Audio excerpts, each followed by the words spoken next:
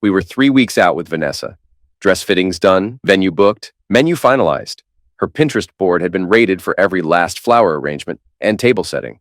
I'd just paid the final invoice on the live band.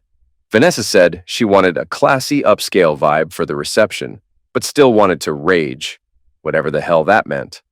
Her name was already on my health insurance. We were discussing kids' names.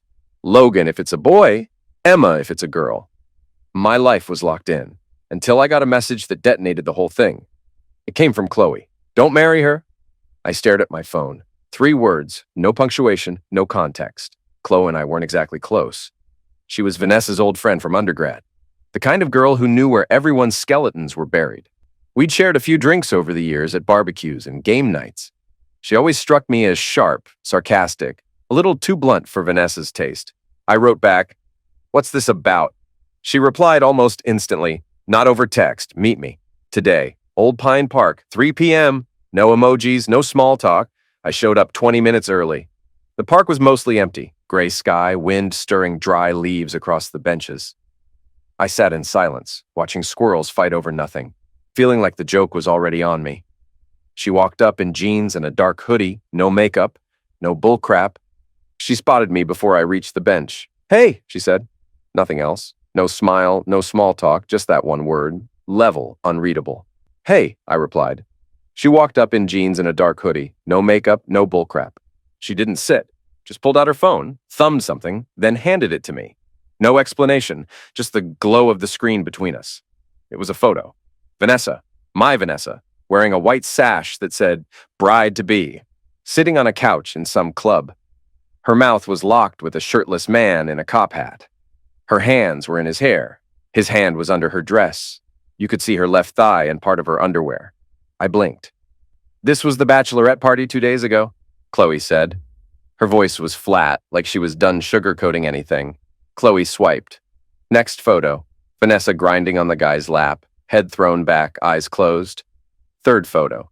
Vanessa laughing with a bottle in one hand and her heel in the other. Her lipstick was smeared. Her eyes weren't even focused. "She left with him," Chloe said. I didn't respond, just stared at the image like it might rearrange itself into something forgivable. Vanessa had been the one who insisted we do the bachelor and bachelorette parties early. Said she didn't want to look bloated or hungover at the wedding. "Give me time to detox and glow," she joked. I remembered laughing. I remember thinking how thoughtful that sounded. It felt pathetic now. I handed the phone back, breathing slow through my nose. My jaw was locked. Every muscle in my face felt like it belonged to someone else. "She told the girls not to say anything to you," Chloe added quietly. Said it was her last night as a free woman. Said she earned it. There was no drama in her voice, just resignation, like she'd already burned through her anger before she even sent the message that brought me here. "Why are you telling me this?" I asked. She didn't blink. "Because you deserve to know what you're marrying into." I stared past her, past the park, into nothing. I nodded once. That was it. No rage, no questions, just the slow, settling silence of something snapping deep inside you. I went home without a word. Vanessa was working late. I didn't wait up. I packed. Not everything, just the things that mattered. Laptop, passport, some clothes. Left the engagement photos stuck on the fridge like a joke. Took the hard drive from my PC, left the rest. By the time she got home, I was already gone. I didn't block her number. I wanted to see her scramble. The first day was texts. "Where are you? Everything okay? I'm getting worried." Second day, more aggressive. "You're scaring me. If this is some kind of cold feet thing, at least call me, please." I said nothing.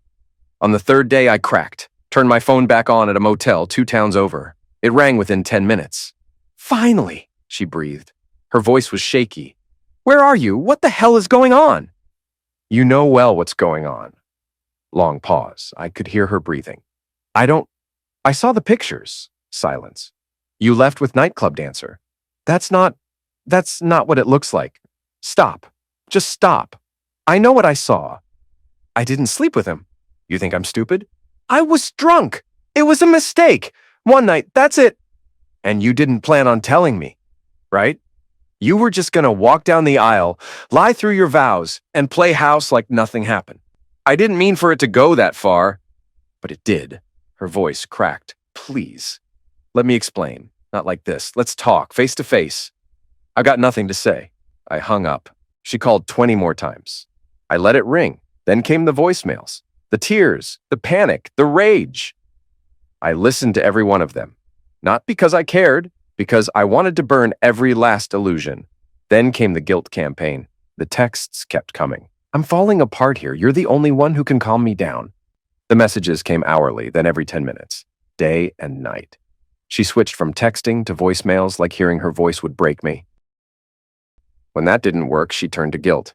Everyone's asking questions. Do you know how humiliated I feel? I made one mistake and you're destroying everything. You're punishing me worse than I deserve. Like I was the villain for walking away. Like betrayal was a thing you measured in percentages. Then the threats started. Some were vague. I don't know what I'll do if you stay silent. I can't handle this alone. I saved every message, every voicemail. I didn't respond. I just documented. Then, nothing. Like she'd finally run out of words, or she was planning something worse. 3 days later, I came into the office like any other morning. Coffee in hand, brain on autopilot, ignoring the usual chatter at the front desk. I turned the corner toward the hallway that led to my floor and stopped dead. I saw not Vanessa. Vanessa's mother was sitting in the lobby, hair perfect, expensive coat, a purse that probably cost more than my rent. She looked like she belonged in a country club, not standing awkwardly in front of an office building. Her eyes locked onto mine. She didn't smile. Can we talk somewhere private? She asked. I didn't answer. I just turned and walked toward the back hallway near the loading dock. Concrete floors, flickering light, no people. She followed without a word. We stopped just outside the freight elevator.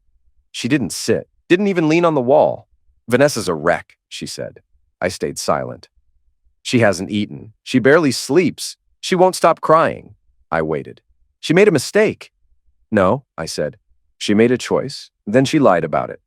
She didn't sleep with him. I don't believe anymore. She was drunk. It was one stupid night. It was a night she made sure I'd never know about. The mother's expression tightened. Her tone shifted, sharper now. Maybe if you'd been a better fiancé, she wouldn't have felt the need to act out. That hit like a slap, but I didn't flinch. So it's my fault now. I'm saying maybe she felt unloved, ignored. You're cold, withdrawn. You always have been. I laughed, low and bitter. She planned every second of this wedding. I followed her lead from the cake to the color palette. If I was distant, it's because I thought I was with someone I could trust. You two were perfect together, she snapped. No, I said. She was perfect when I didn't know who she was. She looked around the hallway like she needed air. You're really going to walk away from everything? From her? From us? There's nothing left to walk from. Her jaw locked. You're making a mistake, she said, voice icy now. And when this all blows over, don't expect her to take you back. I nodded once. Goodbye, ma'am. Then I turned and walked away without looking back. I blocked her number, but it wasn't the end. 2 days after that, the father came. He didn't ask to come in. He just waited in the motel parking lot until I walked out to smoke. Leaned against a silver BMW, tapping his phone. The second he saw me, he pocketed it. You're hard to track down, he said. I took a drag, said nothing. We need to talk. Pretty sure we don't. He stepped closer. You embarrassed her. You humiliated our family. People are talking. She did that herself. He narrowed his eyes. We've put down over 30,000. Venue, food, florals, dress, photographer. Do you even grasp the damage you've caused? Oh, I get it, I said coolly. She cheats, and I owe you money. You walked away from a binding agreement. Show me the contract. He didn't like that. I always thought you were a little off, he muttered. Quiet, always watching. My wife said you had killer eyes. Should have trusted her gut. Killer eyes, I repeated. Nice. She's still willing to forgive you. That's generous of her. He stepped in close. Too close. Listen, son, I don't care how much this hurt your feelings. You either show up and fix this or you'll be paying us back in court.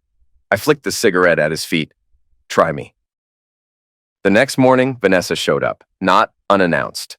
She texted first, said she needed 5 minutes, said she was parked outside. I looked out the window. She was in her white Lexus, engine running, arms gripping the steering wheel like she might snap it in half. I don't know why I went down. Maybe I wanted to see how far she'd fall. I got in the passenger seat. You look like crap, I said. She gave a humorless laugh. So do you. We sat in silence for a moment. Her eyeliner was smudged, but she'd clearly tried to dress up. Her lips were painted like she thought this was a date. "I miss you," she whispered. "No, you miss control." She looked at me. Really looked. Like she was searching for some old version of me behind my face. Then she leaned in, voice low. "Look, if it'll make things right, you can sleep with someone." I blinked. "What?" "I'm serious," she said. "Just once. Pick whoever. I won't be mad. I mean, we're engaged. It should count for something. I don't want this to be the end." "You think this is about revenge?" "I think it's about balance," she said carefully. "You deserve something, too, after what happened." I stared at her. No emotion in my face, just stillness. "You think letting me sleep with someone else erases what you did?" "I think it's a gesture." "No," I said, "it's pathetic." Her face twisted. "I'm trying, okay? I'm doing everything I can to fix your image," I cut in. "Not your character." "Don't do that," she snapped. "Don't sit there all holier than thou like you haven't ever—" "I never cheated on you.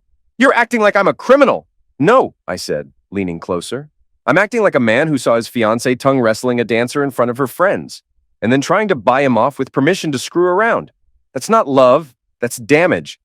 Something in her cracked. She hit me, not hard, just a quick slap to my shoulder. Then another, open palm to the chest. "I hate you," she yelled. She shoved me hard enough to rock me against the door. "You're cold," she hissed. "You're heartless."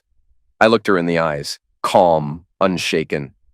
"No, I just finally see you clearly." I opened the door and stepped out. "Don't walk away again!" she screamed behind me. "You're not finished with me." I turned once. "You offered me a hall pass like a discount coupon," I said. "That's all I need to know about you." Then I walked away, and this time I didn't look back. But Vanessa didn't vanish after that car conversation. If anything, she doubled down. She started sending voice notes instead of texts, like hearing her voice would crack me open, always crying, always repeating the same cycle. "Please, let's talk. I can't eat. I can't sleep. I'll do anything." The next day, she showed up at my job. She was waiting outside the building like some 1940s noir film. Coat, sunglasses, arms wrapped tight around herself. I stopped cold, then came to her. "If you come near me again," I said, "I'll call the police." Her jaw dropped. "You'd really do that to me?" "Try me." I turned and walked straight inside. She stayed planted on the sidewalk, watching. That night, I booked a legal consult. The next morning, I sat across from a lawyer in a quiet office above a tile showroom. Guy in his 40s, no nonsense, sleeves rolled. He looked over the messages on my phone one by one. "This is more than enough," he said. "She's not leaving you alone. Showing up, blowing up your phone, that's a pattern." "She's not dangerous," I said. "She's just spiraling." "That's enough," he replied. "You don't have to wait until she crosses a bigger line. She's already crossed plenty." He tapped his pen against the screen. "The stuff at your job is what seals it. Showing up where you work, uninvited, that's pressure. It's not okay." I leaned back. She used to be calculated. Now it's like she's on fire and trying to drag me in with her. "Breakups don't make people lose it," he said. "They just show you who already didn't have it together." He drafted everything fast, walked me through the language. "This won't stop her feelings," he added, "but it'll put a wall between them and you." 3 days later, the order was served, directly to her, by court officer. No contact, no calls, no messages, no showing up anywhere I was known to be. I thought that would be the end of it. It wasn't. I was grabbing coffee in the office kitchen when I heard the front desk girl's voice call down the hall. She says she's your fiancée?" I walked out. Vanessa was in the lobby. Black blazer, heels, lipstick like she was going to war. Her face was tight, chest rising fast, something thick and stapled in her hand.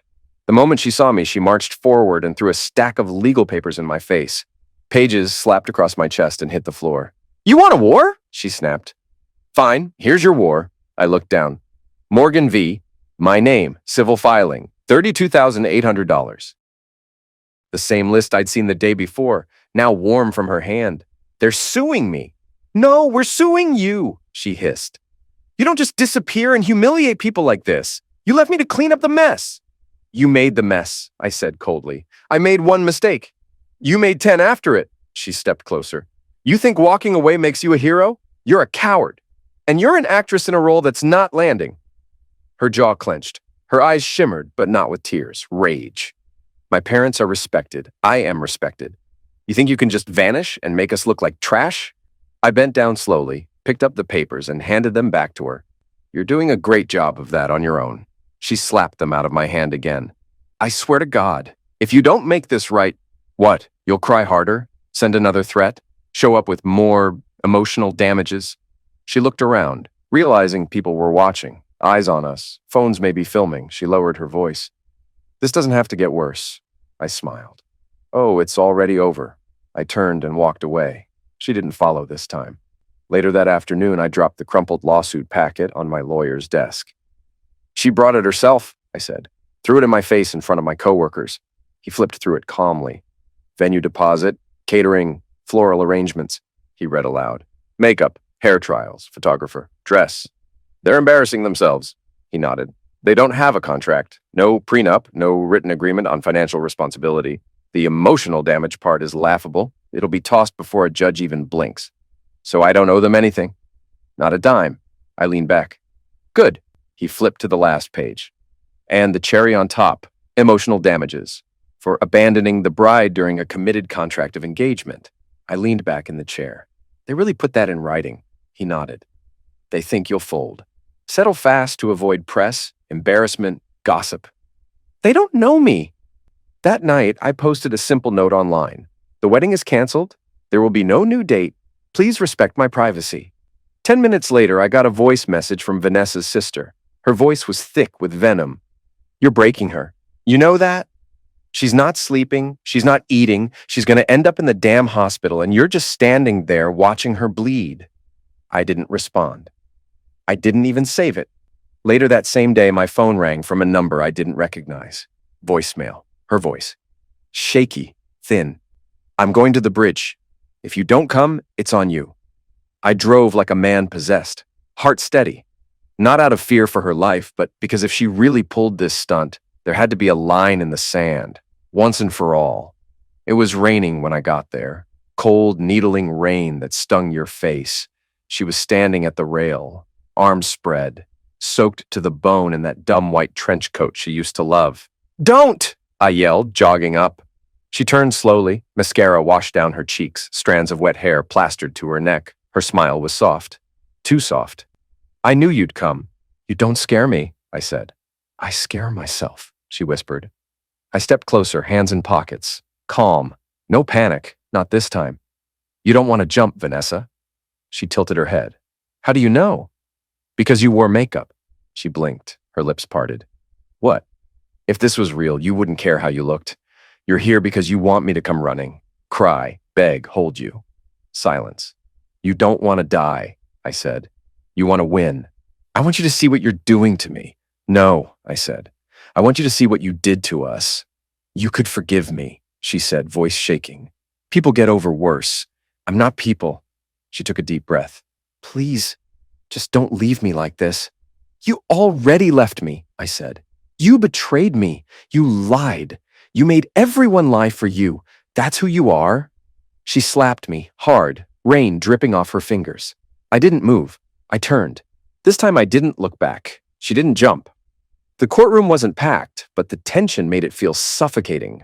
Her parents sat at the plaintiff's table, stiff and polished. Her mother in pearls and posture, her father in a tailored suit with a smug look that didn't last long. Vanessa wasn't there. Of course she wasn't. She had them fight her battles while she stayed hidden. The hearing moved fast, at first. Her parents' lawyer stood and recited their claim like a script. My clients invested substantial resources toward a formal union that was abruptly abandoned by the defendant. This caused not only financial loss, but emotional distress. My lawyer stood. Your Honor, permission to respond directly? The judge nodded. Go ahead. He walked forward, calm, controlled. Let's talk about why this wedding didn't happen, he began. Not in theory, in detail. He dropped a binder of printed texts and screenshots onto the table with a solid thud. These are messages exchanged between Miss Vanessa Morgan and her friends days before and after the bachelorette party. He reached into his case and pulled out a sealed plastic evidence bag. Inside it, a delicate pair of white lace underwear, sealed and labeled. The judge blinked. The gallery murmured. These were recovered from a man named Marcus Bell, my lawyer continued. He was the performer at Miss Morgan's bachelorette event. He left the city shortly after, but was recently contacted and interviewed. My lawyer turned a page in the binder. He provided a sworn statement. It confirms that Miss Morgan left the venue with him that night, spent the night at his apartment, and left these behind. Gasps. Audible gasps. The judge leaned forward, adjusting his glasses. You're saying this came directly from the individual involved?